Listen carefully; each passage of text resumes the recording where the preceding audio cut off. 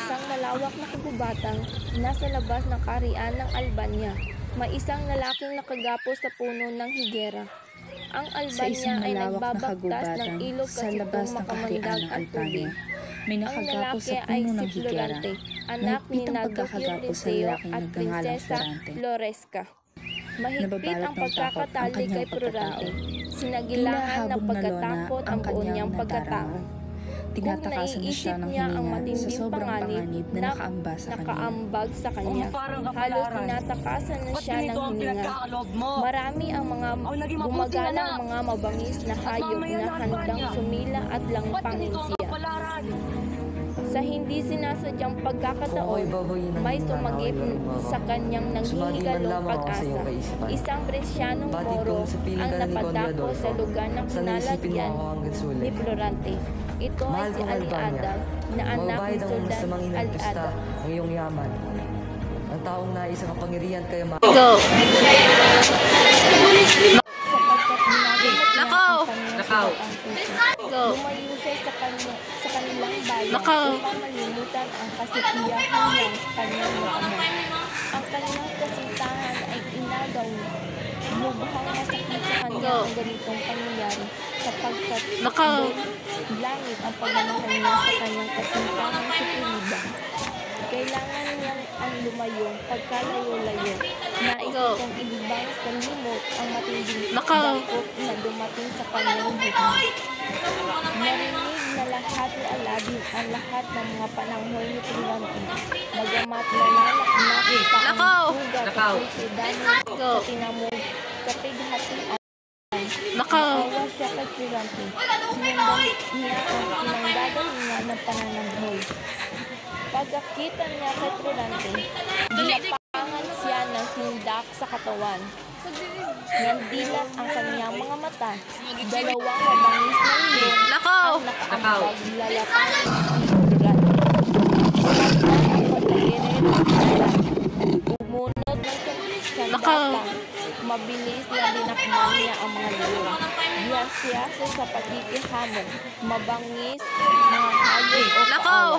Katulad ng pagpaslang na polo sa ahas ng pito. Napatay ni Aladdin ang mga leon. Agad nakita niya ang lungay-ngay na si Florante. Nais niyang habulin ang pahinga nito. Mabilis na kinalagan ng tali o gapos ito. Pinagyaman at pilit na hinahamas-masan. Sa tinig niya ay mabuting tao. Si Florante. Kailangang mailigtas ito sa tiyak na kamatayan. Dinala ni Aladdin si Florante sa may dakong pinasukan nito sa buhay. Hinimla ni Florante at nadama ng binantayan. Alam niya na pagal ang katawan ni Florante at kailangan nito ang ganap na pahinga upang may masmasang mabuti. Kinabukasan ng magising si Florante, nagpalitan na sila ng puro-puro. Nagsimpuhan tungkol sa buhay, nagkilala ng husto. Ang tinanong, malapit ang mga loob sa isa't isa. Isinalaysay ni Florante ang kanyang buhay. Simula sa kanyang pagkabata, anito, pinamalasan na siya ng katangiang pangmaharlika. Nagpatuloy siya sa pagkwentuhan, iniisa-isa niya ang mahalagang pangyayari na ganap sa kanyang buhay. Una, muntik-muntikan na siya madagit ng isang mabangis na buwetre, ngunit ito ay napana ng kanyang pinsang sumira na taga-ito. Pangalawa, pagsandulan ng kupidong diamante ng isang alkon. Pangatlo, ipinadala siya sa Atenas upang humanap ng karunungan. Pagdating niya sa Atenas, sinasama niya si Adolfo na tampulan ng paghanga ng mga guro at mga kamag-aral sapagkat natalino ito sa pag-aaral. Uliran sa pananalita at pagkilos. Si Adolfo ay taga-aba niya, si Florante noon ay 11 taong gulang pa lamang. Si Adolfo ay 13 taong gulang lamang naman. Panglima, sa loob ng 6 na taong pag-aaral, nadaig si Florante si Adolfo sa pag-aaral. Lumitaw na mas magaling at matalino si Florante. Dahil dito, nagtanim ng lihim na galit si Adolfo. Hindi na siya ang bituin ng paaralan, lumitaw ang tunay nitong ugali na tuso at hindi marunong tumanggap na pagkatalo.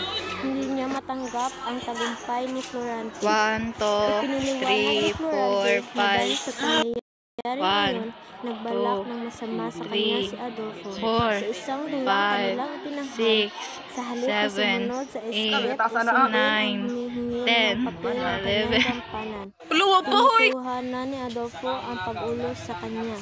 Mabuti na lamang naging maagap si Menelio sa pamangkin ni Antenor na siya naman guro ni Florante.